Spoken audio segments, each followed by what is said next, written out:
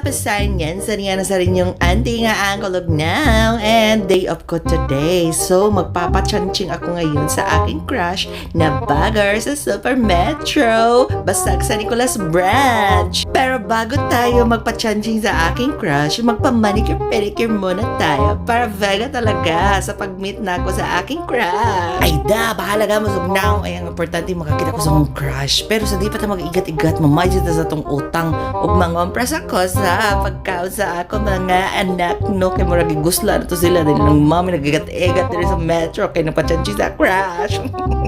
Pero nakakaatay talaga mga pasayan niyan. Gihahak wala mo kita sa akong crush. Uy, gikapoy na tuyok diri mga pasayan niya. Wadyo ko kita niya. Ay, nagpagpapapak ko, napahumot pa ko para kakita na mo vega kay kugwapahan siya na ako. Pero wa man siya ni duty today. Ay, or basi ni out na siya. Awalang dyan sa sunod ako balik diri mo. Anidyo ko mga alas 10 pala sa buntag. Papachanching na ko niya. Dog! Gutom kayo! Tsaka una lang ko'y atay ba? Anay, kapoy pisaran lakaw. Tapos di din ako makita ng akong crush. Awal lagi sun si Mana. Alas 8 pa lang. Opening pa lang. Nag-apong na ako sa portahan sa Super Metro.